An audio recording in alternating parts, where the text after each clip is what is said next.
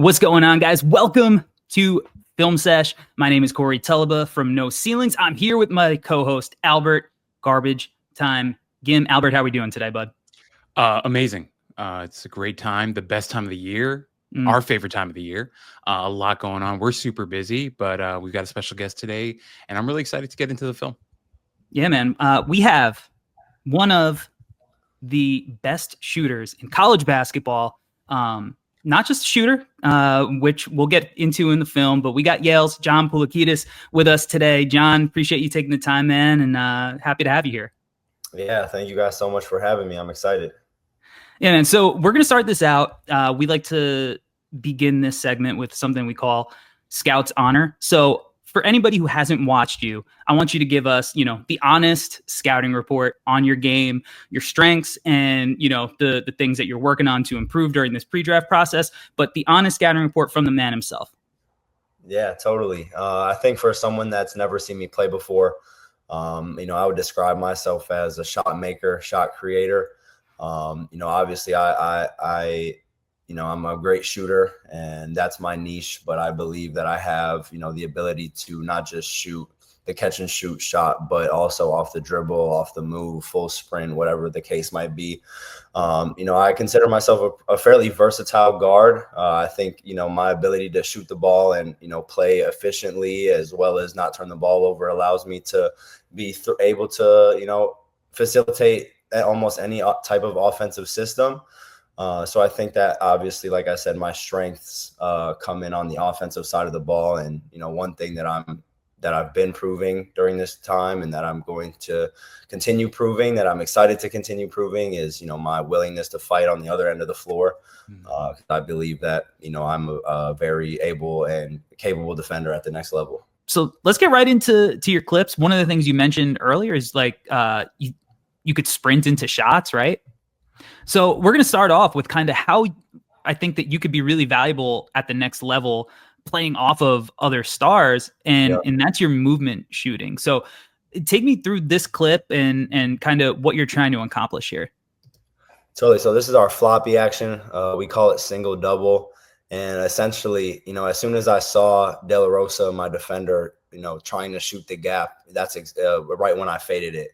I did a lot of work this past year with one of my assistant coaches, Coach Kingsley, as far as learning how to, it's because I think it's truly a skill to be able to be sprinting full speed and, thinking about having to get your balance right, but also, paying attention to where your defender is. Because if I'm sprinting full speed and he goes under like that, but I keep curling, then I'm curling right into him, and vice versa. If he trails it and I fade, then he's still connected to my hip. And so, like I said, it was a lot of work during the year, and I don't always get it right, but it's definitely something that I've been improving and will continue to improve, because like you said, I think, I don't need any dribbles. I don't need any time with the ball in my hands. I think that allows me to, like you said, play off of obviously the highest level of players in the world. I mean, that's a tough shot, like your footwork. And, I want to get into some of the intricacies of your footwork, because what we'll notice in some of the clips, like sometimes you're kind of hopping in, sometimes you're 1-2ing. And as we go into it, I want to kind of see like how you kind of figure out when to do which, but I want to kind of put your game in perspective with some other like NBA guys that I think that you could play a similar role to. And here we have Luke Kennard, another lefty shooting guard. And this is kind of similar, a little different in the action. He's not sprinting off a floppy. It's more, a little handoff action, but kind of like fading off balance, hand in his face. So what do you like about this possession from him? Yeah, I mean, I think obviously he's just hunting the shot. I think that's almost the biggest thing when it comes to finding openings is you have to be aggressive with it. I think obviously he knew that with Şengün being matched up to him on the jump ball. I think he probably assumed that after Şengün won the tip that he wouldn't just automatically attach himself to Kennard's hip. Just the simple fact that not that he's a lazy defender, but just that he's a big. And so I think Luke Kennard smartly just sprinted to space because he knew that he'd have a split second with nobody on him. And I mean, as I mentioned earlier, as a shooter, all you need is 0.5 seconds. Tough shot. And that's the thing about you. you hit a lot of really tough shots, like, which I think are very, NBA-esque shots. And here you're another one, your off balance is against Purdue, one of the better teams in the country here. So how do you kind of like, I guess, just avoid the defenders and kind of shoot it cleanly and still go through your process, even when you have a bunch of guys running out at you? Mm-hmm. I think 90% of that goes into the preparation that I put in. I'm always working out at game speed, visualizing defenders. But I think the other 10% is just a simple fact that, I'm 6'6" with a 6'10" wingspan. I think that that gives me the ability to rise up over, taller defenders. And then, just to speak on the footwork a little bit, because I rep the hopping, the 1-2, left, right, left. I rep every single possible type of footwork, not because, I think in every single game I'm going to use every single one, but I think that, in basketball, in order to really attain that flow state, you can't be thinking about stuff like that. I can't be at the elbow right now thinking, okay, I'm gonna curl right, left, and shoot it. I just need to be thinking, like, getting my legs under me and let it fly. And so me repping every single type of footwork allows me to be comfortable in most every situation. And then, like I said, I think just my size alone allows me to get shots off over taller, more, sometimes more athletic defenders. Yeah, and that's a slick shot, and it looks similar to NBA guys, right? This is now JJ Redick, Lakers coach, but one of the better shooters of the last 20, 30 years, maybe all time. What do you like about what he's doing on this possession?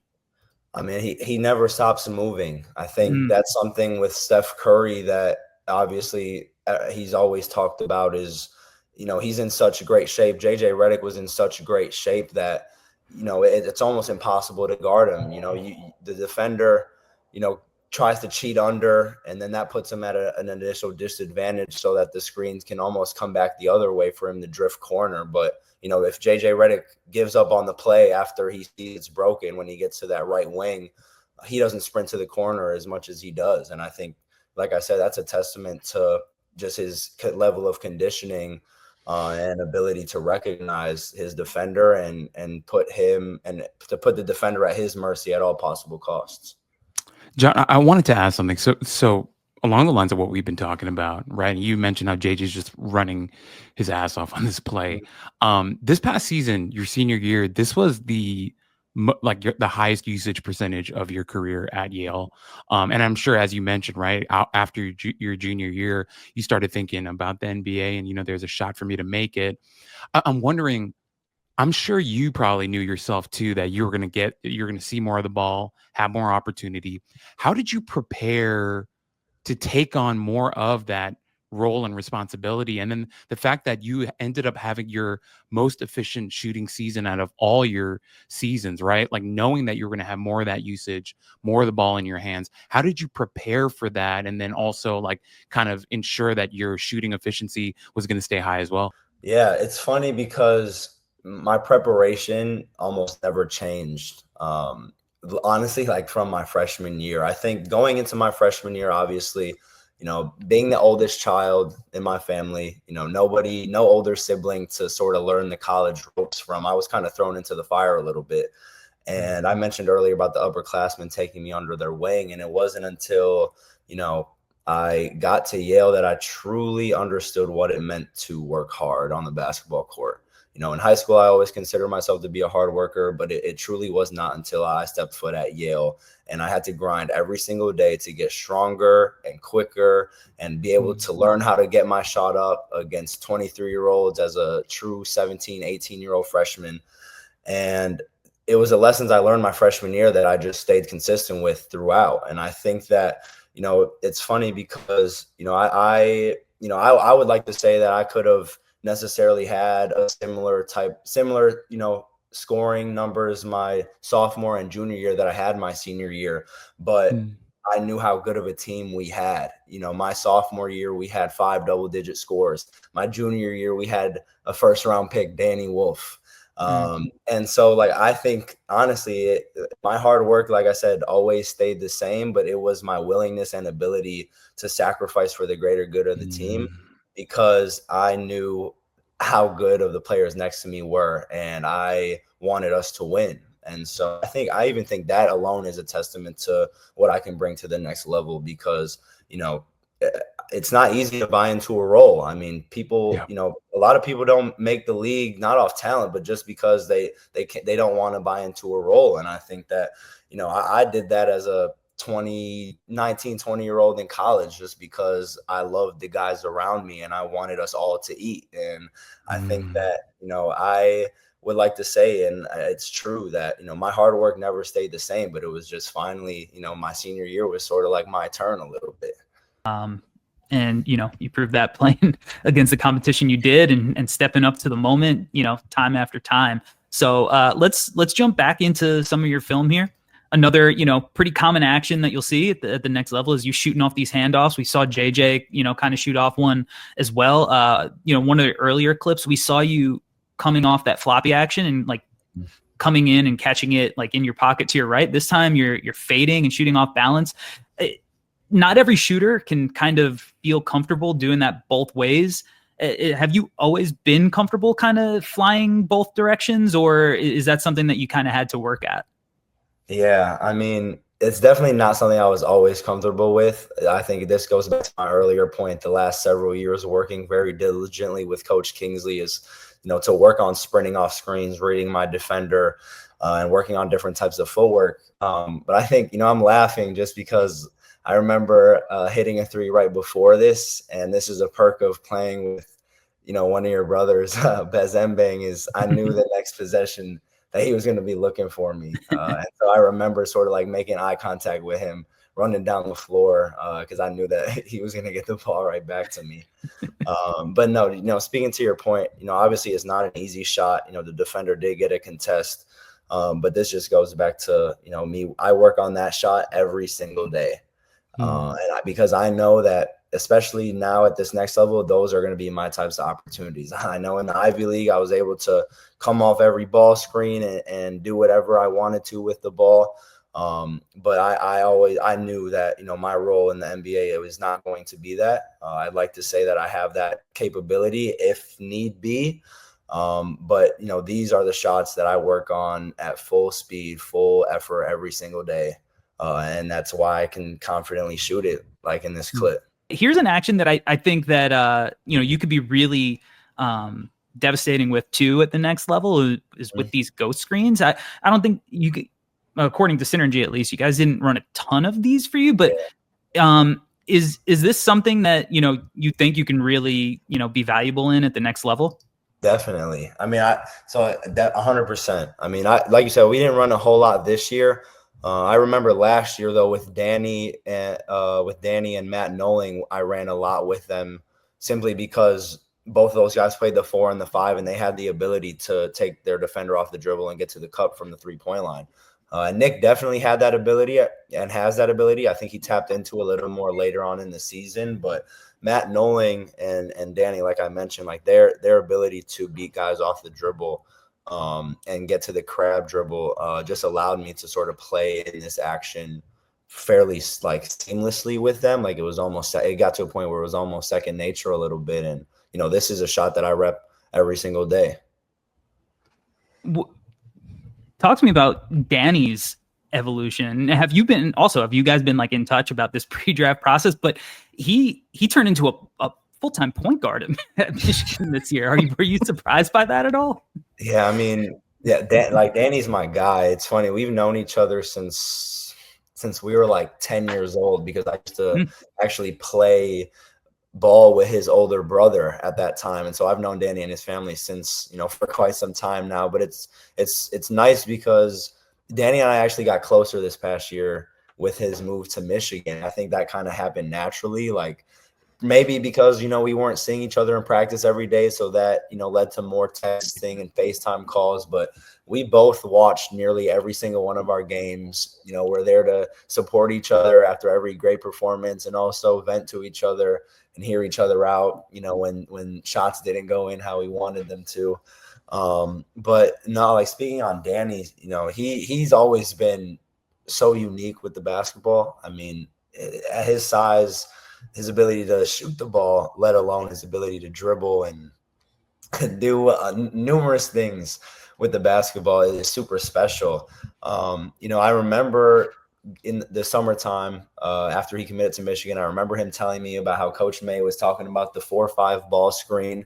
And I think myself, like many other people, not that I doubted it, but just that I was extremely curious to see what that would look like. So, am I surprised that Danny had this type of outbreak this year? Not at all. I mean, I knew that sooner or later, once Danny got, in a college weight room and was surrounded by high level guys, that Danny Wolf would be an NBA player. I think was I surprised to see him shooting half spin Penny Hardaway step back threes?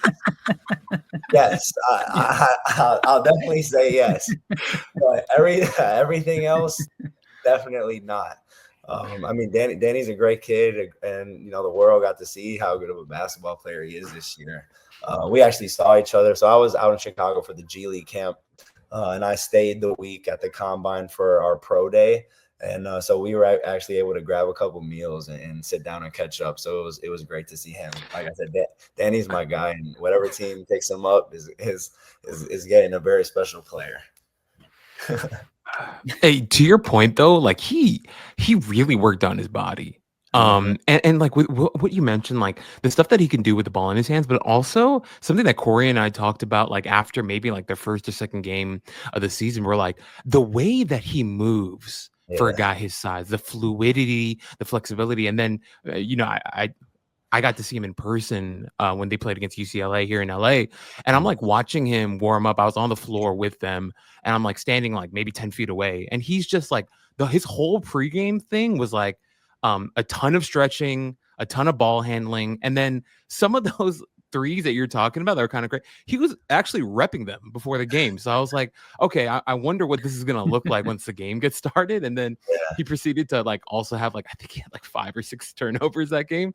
But like you could see that he was trying stuff like before the game started. And then he was like doing stuff in the game as well. And I think that really speaks to what you've been talking about like throughout the whole pod, like the preparation aspect of all this, the work aspect.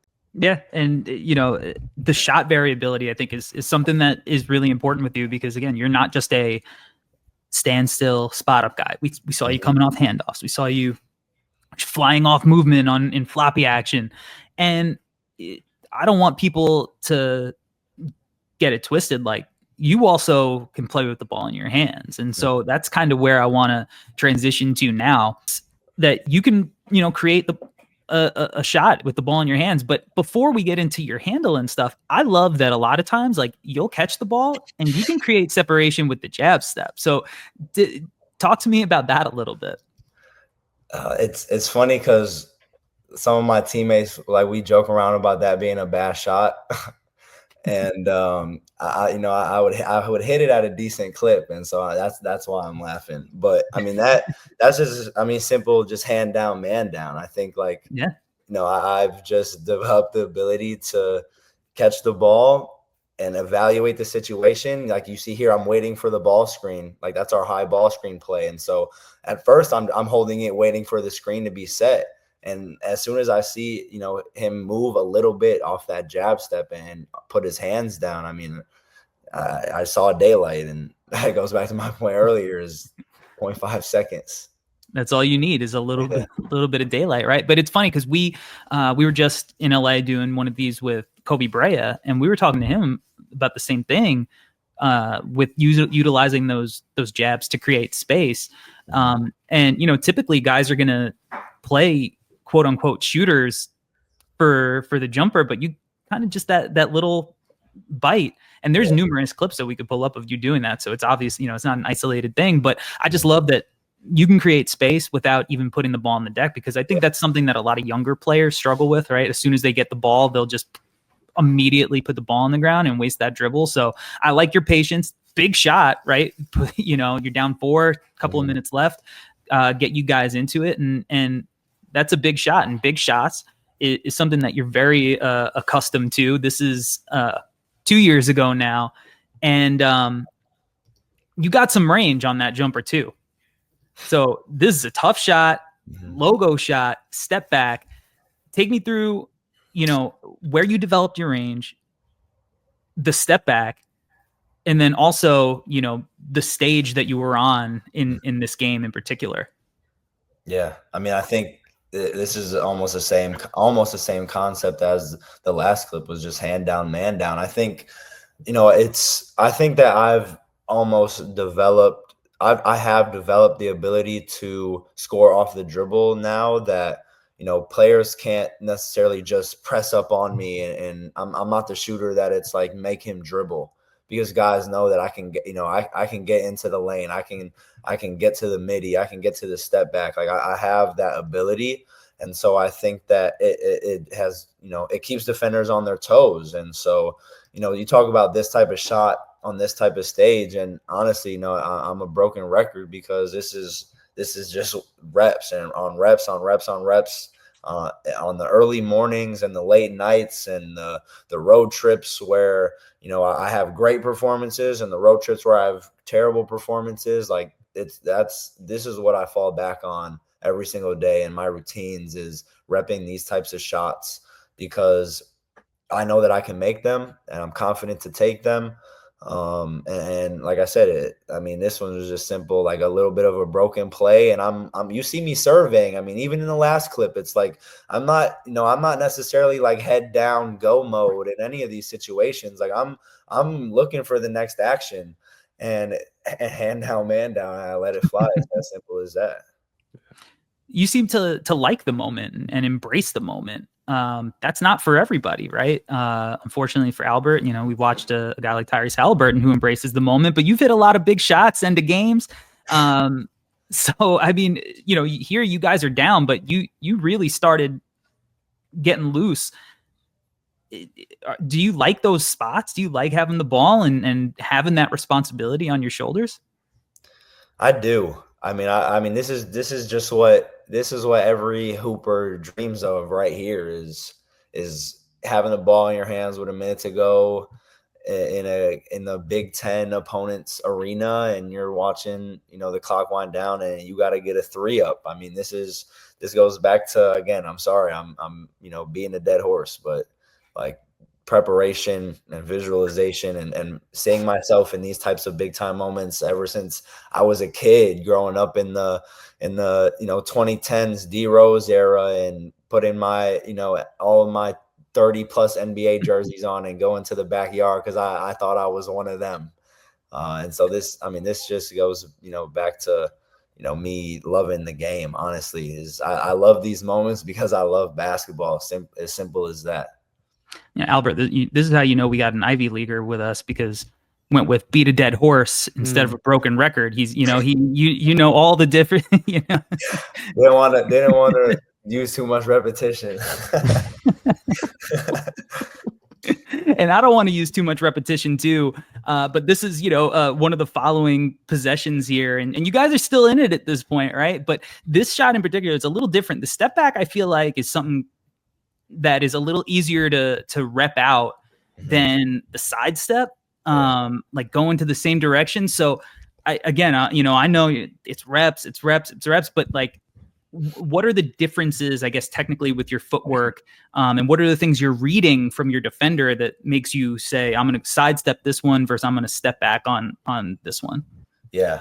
I mean, honestly, there's a lot of different things that I read in these types of moments. I think like, one of the things for sure is reading either their top foot or their high hand. I think a lot of times, if I was trying to get to the to a mid-range shot, I definitely would have attacked middle, because that was his high side. But I think obviously we're going for the 3, and it's hard watching this clip because I know we lost this game and I felt we should have won, but sort of sidestepping left because I knew that I would be able to get the 3 off that way versus, with his left hand and left foot being high, if I wanted to sort of sidestep or step back to my more comfortable side. It's funny. Like this is a shot. Obviously, like it's a way harder shot. And I think every hooper besides maybe Damian Lillard will attest to this. Yeah. It's a way harder shot to sidestep to your dominant hand, dominant leg than the opposite way, because me as a lefty, when I'm stepping back to my right, it's easier because my left shoulder is towards the basket now. So it's like I don't even have to. I'm already squared up naturally. Versus when I'm stepping back going left, on the other hand, like I have to focus more on squaring up. And so, like I said, this is another shot that I really started repping literally from seeing Damian Lillard hit 1,000 threes just like that. And it wasn't necessarily like, let me just, try and add this to the arsenal. It's just like, you know what, like this is another shot. Like I rep this step back going right every single day. Like I gotta add the other side too, because what if I'm going left? You know what I mean? So Yeah. I think, like I said, one of the biggest things that I was looking at was just seeing which hand he was going to contest with. And so Kaufman Ren's like 6'11", so that's not an easy shot at all. And I mean, I'm a couple feet deep behind the 3-point line, but again, I talked about this earlier in the other Purdue clip in the first half, but 6'6" with a 6'10" wingspan, it makes it easier to get that shot off. So I guess, there's some things you can't really teach a little bit. But you mentioned earlier that you're, not just like a one-dimensional shooter. You can get it done at multiple levels, and here, start getting into other aspects of your game, and get into that second level here. So you got a really athletic defender all up in your space here. So, and you're coming off, another similar action, starting out in the corner. Take me through this clip and kind of what you're reading on the floor. Yeah. I mean, honestly, watching this clip back, I should have taken it probably one or two more dribbles deeper in the paint. But honestly, what I was thinking of in this moment was just like what we had harped on so much in practice that week was going up against 2 or 3 7-2 plus guys. Like I knew that obviously, getting all the way to the rim would not have always been the most viable option in this game. Like I said, I think if I would have taken one more dribble, I would have been able to engage Berg and then hit Alaton on the lob. But just literally like stopping short in my tracks because I knew that, the midi was going to be there. But also just because of the fact that they've got a big 7'2", 280 dude standing right on the half circle. So what is my best option there? You know what I mean? Yeah. And again, like this is another shot, like step back going left. It's a more difficult shot. I think like he did a good job of cutting me back off, but I knew that I was going to be able to get that little bump because you see, I drive him and he almost stops me. And then I hit, Right. I do an extra dribble to get to the step back and get my balance. And I mean, all I needed was a little bit of space. And I think I might've hit a shot before this. So, seeing the ball going once makes a shooter's eyes get wide.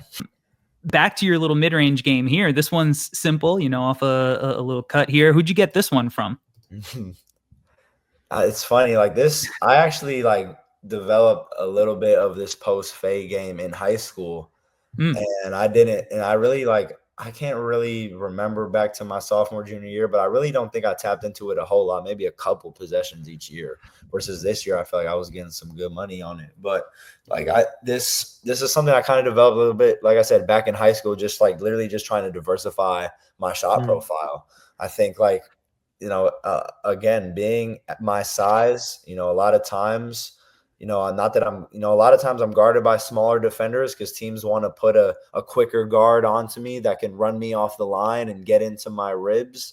And so then it's like, okay, like I'm going to take you to the block and shoot over you at a 60% clip because I rep the shot too. And so again, this is sort of something that watching the tape, I recognize it as something that I could add into my game when people were taking away the three and the lane is clogged a little bit. I think I definitely didn't get to the rim as much this year as I wanted to, but I think that necessarily it wasn't always the best opportunities to do so. Like we run a little bit of a different type of offense. Like we almost run like a little bit of a 3 out, 2 in a little bit.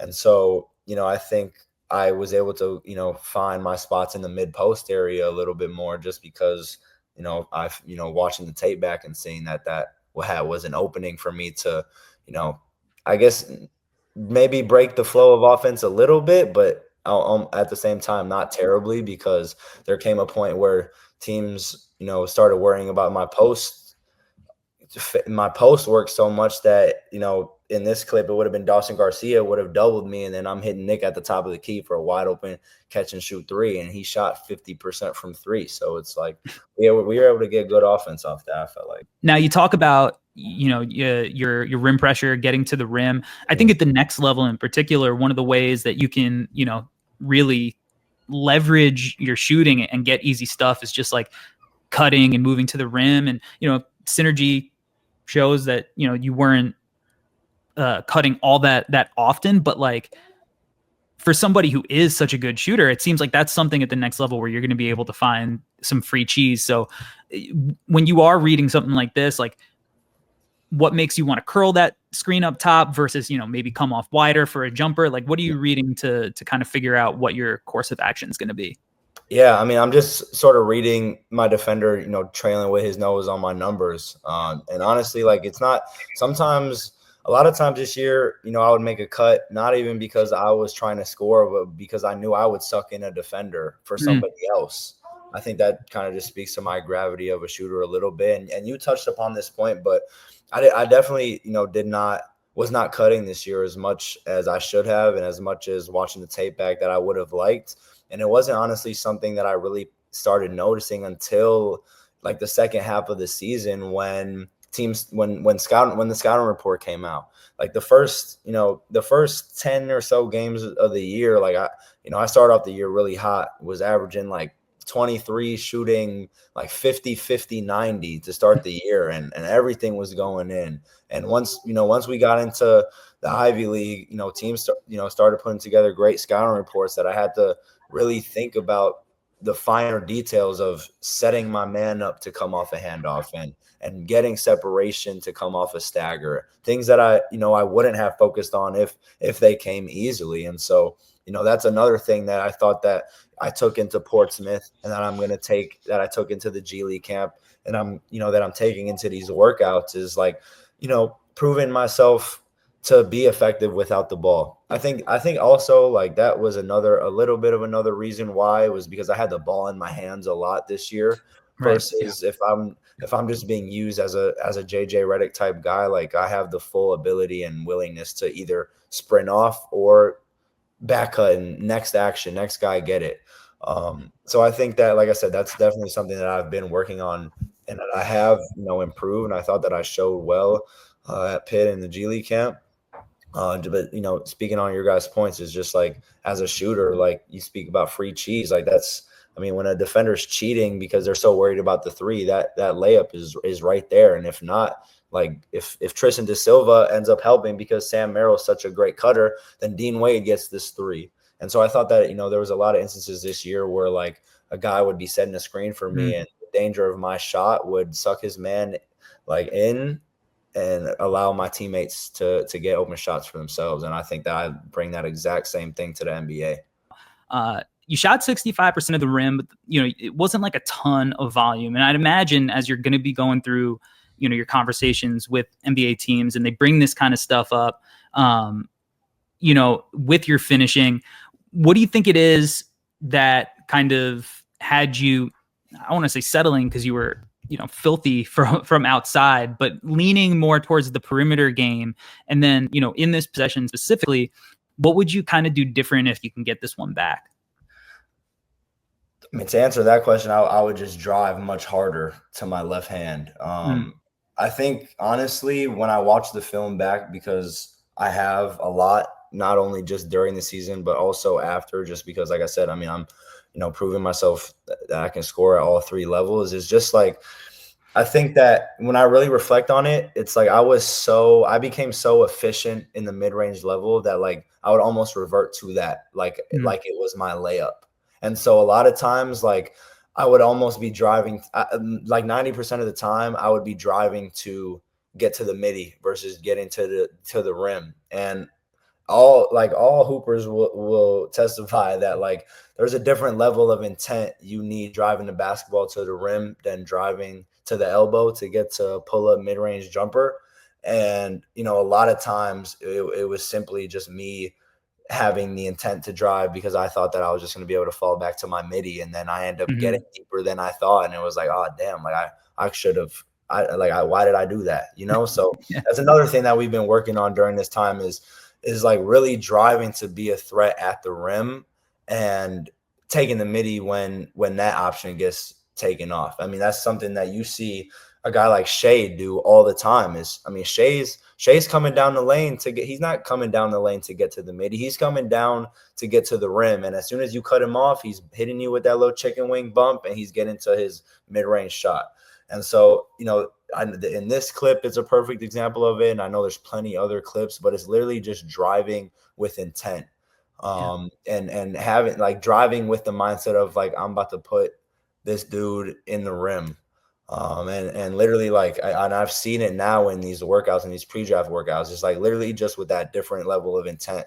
I'm a different level finisher. And so I really can't tell you what really, honestly, it was just getting with my coaches and my trainers and to make that switch. It's no, John, you look like you're driving to get to a midi. And then last second, you just decide to shoot a lazy one-legged floater. And it's you know what? Yeah, that's exactly what I did in this clip. You know, I think that's the right mindset to have. And then I think right away at the next level, because you're such a good shooter, is that you're going to have opportunities to get to the rim because when you're off ball and that ball swings to you, guys got to close out to you, right? Totally. I mean, there was a lot of instances this year where playing off closeouts, I'm able to either get to a sidestep 3 or just blow past them to the rim for a midi, whatever. And I think that just speaks to something I touched upon earlier, was just my ability to play with less than 2 dribbles and make the quick decisions on the fly. I think at the next level, unless you're the Shea Gilgeous-Alexanders of the NBA, you're not holding the ball for more than 1 second, maybe 2 seconds. So it's you got to be able to make quick decisions on the fly. And I think I know I have the capability to do that and play off closeouts just because the nature of the closeouts that I've had to see have prepared me for that. I mean, you mentioned it a couple of times. It's 0.5 basketball, right? You have to be able to make the decision. Am I going to shoot it? Am I going to put the ball on the deck? Am I going to move off of it? And, you know, I think that you're kind of an underrated passer too. It's obviously you were geared, especially this year, to score, but you were, for somebody who did have the ball in their hands as often as you did, you rarely turn the ball over. And, you know, I think that while you weren't maybe making those Luka passes, you were making slick pocket passes out of the side ball screens. And I think at the next level, you're going to be put in scenarios like this, where you're coming off of zoom actions and flowing right into these screens with big athletic guys who can rock the rim. So what do you like about, you know, this setup here in this Miami game? Yeah, I mean, I think literally because of Luke Kennard's ability to shoot the basketball, he keeps the big engaged. When he's driving past that foul line, it'd be different. I feel like it'd be different if he didn't. If Duncan Robinson didn't, but just his ability to shoot the ball makes him so dangerous coming off that zoom that the defender has to keep his eye on him in that drop coverage. And I think just speaking to your earlier point, I think something that I saw, you know, develop this past year was, you know, like you mentioned, it wasn't always me making the Bez Mbang highlight assists. Yeah. But it was as soon as I come off a screen, I see 2 defenders and I'm quick hitting the next man and they're playing 4-on-3 and we're getting a bucket. And literally, I think that was something that, like I said, it kind of almost developed naturally. It was just me just wanting to playing the right way of basketball. Even if I would have the hot hand, it's not I was going to come off the screen, see 2 people and just try and force something. It was no, if Nick Townsend sets a ball screen for me and his man helps for a split second too long, I'm hitting him and we're playing 4-on-3 and we're, you know, playing advantage basketball and getting something efficient out of it. And so, you know, obviously in this clip is a little bit of a different scenario. I think literally it's the same type of deal. Tavroff knows my ability to shoot the ball off these screens. So he allows Samson to get behind him. And that's like the golden rule of pick and roll defenses. You can't let the roller get behind you as a big man. And so, I saw that, and Samson was a great lob threat for us this year. And he made that play happen more than I did. Off a live dribble.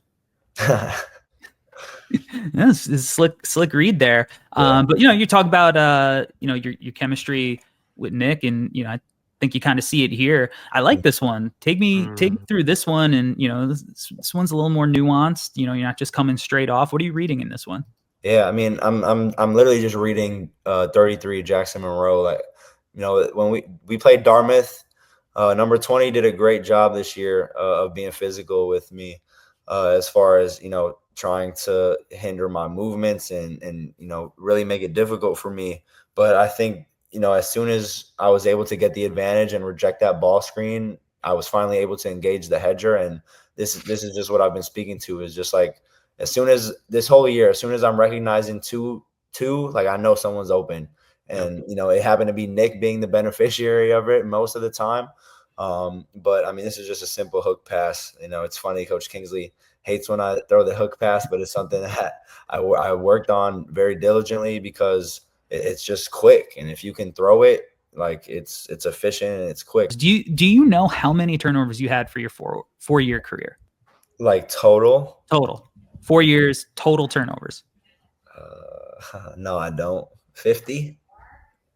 That 78, Close. Which is still for over 4 years. You had 20 turnovers this year. So it was only 20 this year, but there's still things to learn from some of those turnovers. So if you can get this one back, how would you approach this one differently? Totally. I mean, I remember this one vividly. I would have just threw it to Bez a second earlier. That's what I was trying to do. Like Harvard's defense is a little bit different than most, because they're not always deep in the gaps. Like they play a little bit of a denial offense. Honestly, like I honestly had my poison with this one. Like, I either had Bez in the corner or I had Nick right now. Like I remember what happened was I wanted to throw it to Bez, and I wanted to throw it to Bez right there. And then I saw Nick, and then like a second in that quick indecision, when I tried to throw it to Bez, like Evan Nelson got his hand in it and made a good play. But like I said, I definitely had my poison with this one. This was a tough loss, and this was a tough film session to go back and watch, just because like this was our undefeated season, and I had played a pretty poor game on both ends of the ball in this one.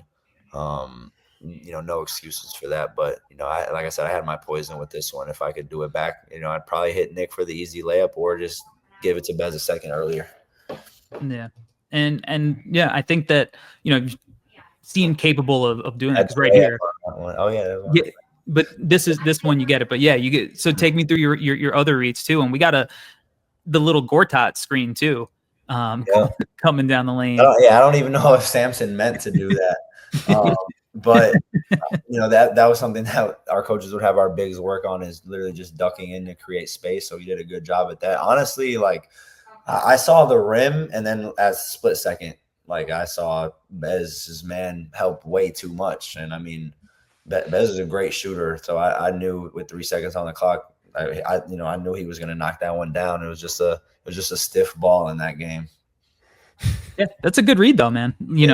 And you get off of it early, live dribble again, so you're comfortable making those reads. And again, like, especially early on, like, I don't care if you're the number 7 pick, you're the 35th pick, you're undrafted. Like, when you come in, you have established stars that you're playing next to, and as a rookie, as a young player, you're not, really getting the chance to come off ball screen after ball screen after ball screen, and let me make the LaMelo to the weak side corner and all that. So it's about making these quick decisions on the floor, and your assist to turnover ratio being what it is. I think it was 2-1, something like that. And the fact that you're either getting a shot for you or yourself because you're not turning it over. I think that's a testament to your basketball IQ. Now you talk about the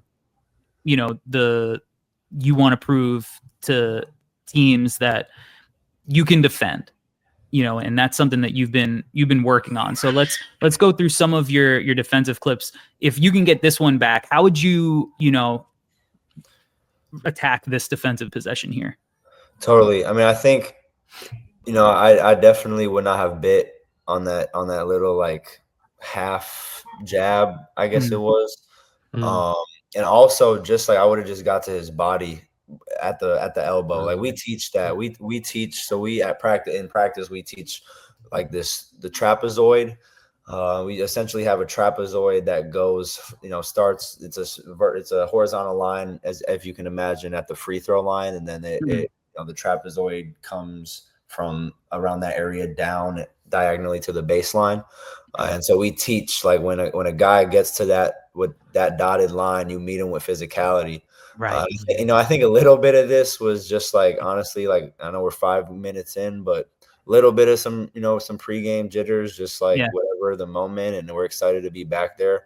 That's an excuse, but I definitely, would have got, made contact with him much quicker than I did, or much sooner than I did, excuse me. As the number one option, did you feel any pressure to, like, I also can't pick up like cheap fouls?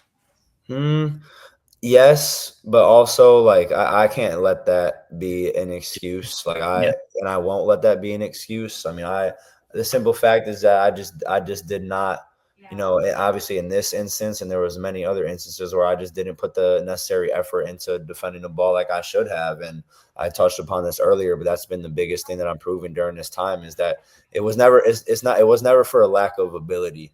It was just me, trying to save a little bit of effort for the offensive end, just because I knew the level of coverages that I was seeing as, obviously the number one option on the scouting report. But like I said, it was never for a lack of ability. And I know that has been, and that is the question during this time about me. And that's what I'm trying to answer. Yeah. And you see it here on this position. This is possession. This is 2 seasons ago.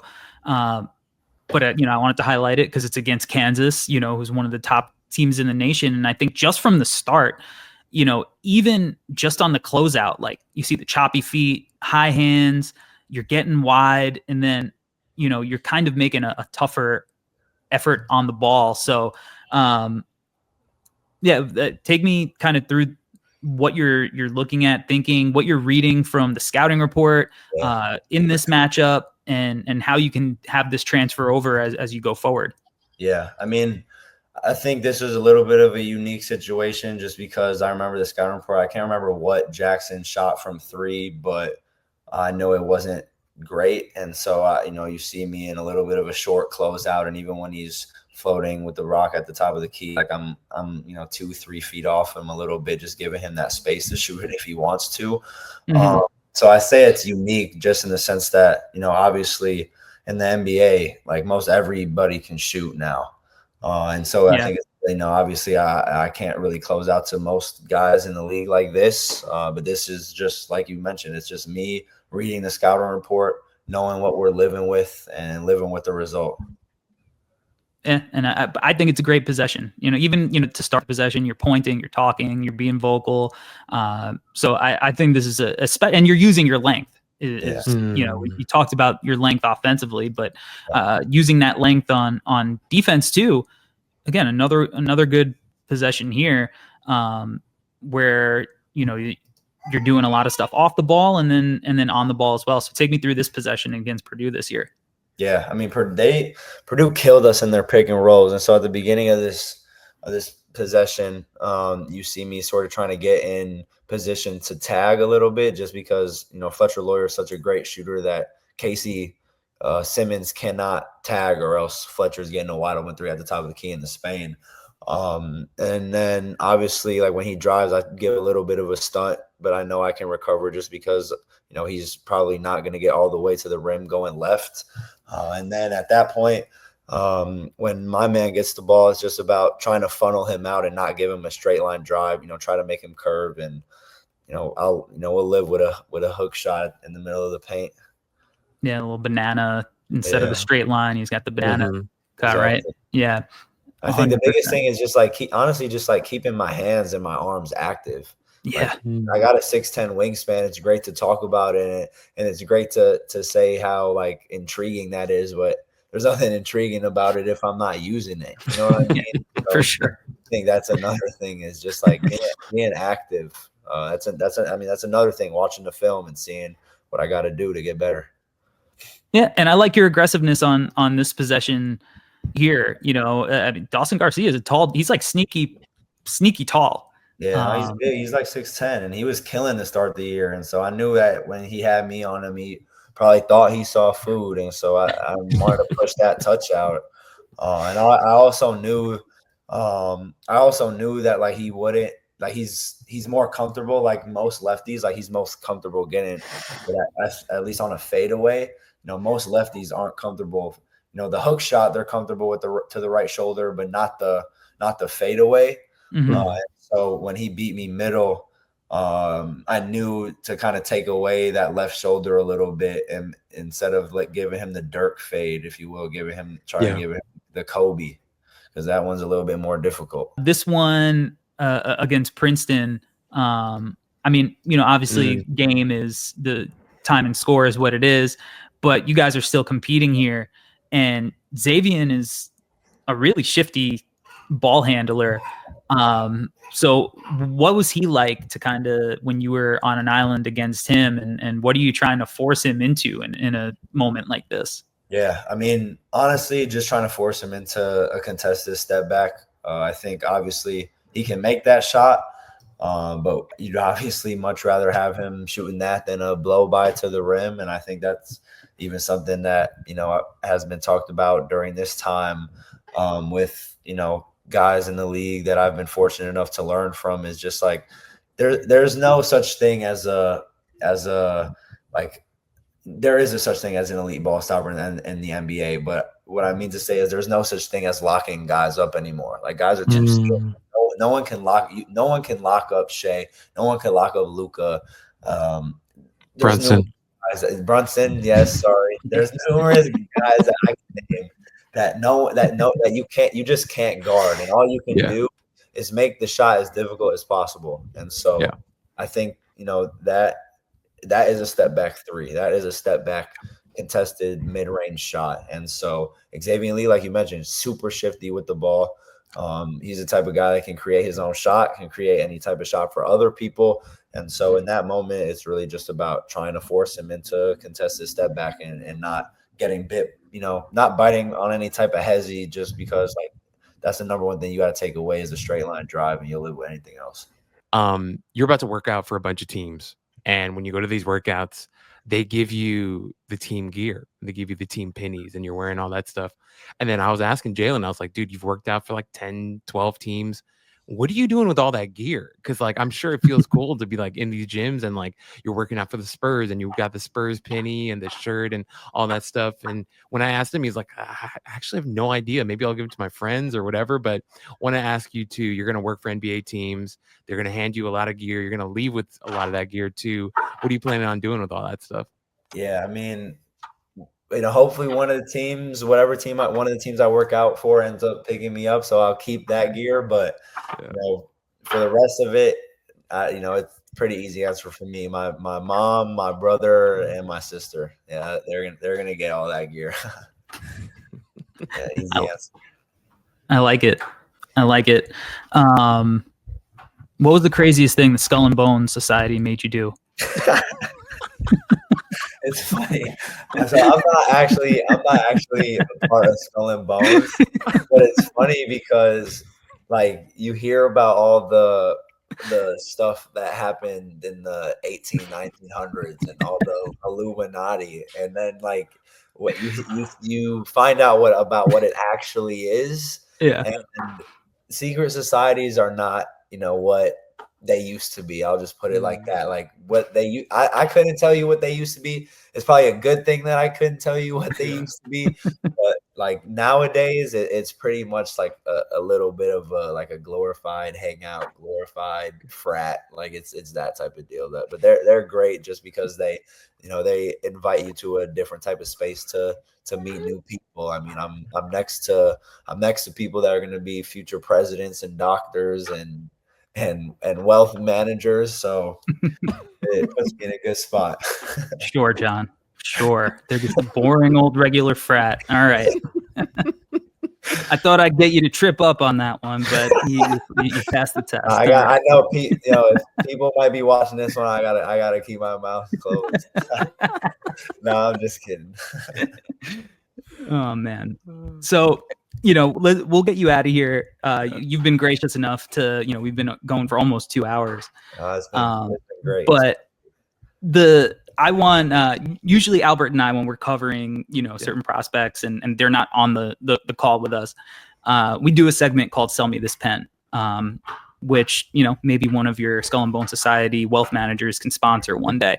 And the concept of that segment is we basically give like an elevator pitch on the prospect. So this time, we're going to ask you to do the Sell Me This Pen segment. So sell me this pen. Why should an NBA team invest in John Poulakidas? An NBA team should invest in me because I love the game of basketball. I think just aside from what I bring to the table on the court, off the court, I think, I touched upon this earlier, but, I work harder than I believe anybody in this draft. I think I'm the hardest worker in this draft. I think I'm the best shooter, scorer in this draft, best shot creator.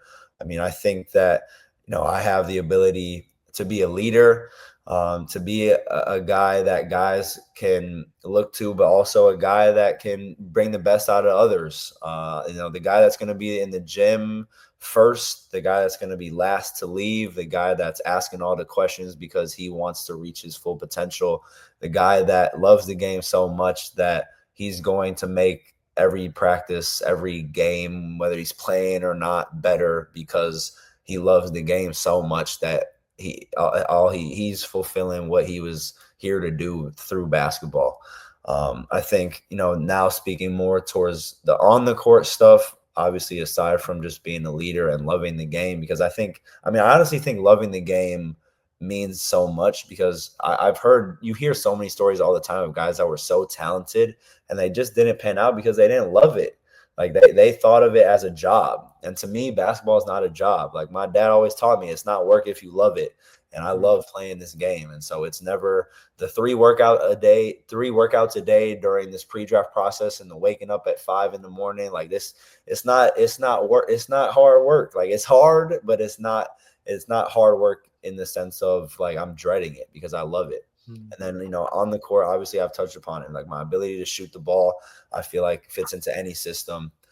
You talk about my high IQ, I'm able to make those quick reads just because of the fact that I've been guarded and seen so many different types of coverages. And I also think at my size, as I continue building strength, that, teams are going to see my ability to defend the ball and stay in front of the ball. I think that I have an underrated quickness. I think you can use my IQ to learn different defensive schemes that I've never learned before. And my ability to learn will, I think, allow me to, become that level of defender in the NBA that, I feel like I can be a versatile defender that can guard 1 through 4 if necessary. Like I said, once I continue putting on strength. And we appreciate you taking the time out of your schedule. Obviously, you're doing multiple workouts. You're traveling constantly, and so for you to give us this much time out of your day is, we truly appreciate it. And just again, want to thank you for coming on the No Ceilings platform and talking some hoops, man. Yeah, no doubt. I mean, I had a blast. Like if 2 hours felt like nothing, man. This is a great conversation. I love talking hoops. Like I could sit here with you guys and probably talk about this stuff for 5 hours. I know we're talking about me, but I could talk hoops for forever. So no, I really enjoyed being a part of this. I'm glad I was able to get on the call with you guys, and thanks for reaching out, Albert. I'm really glad I did this.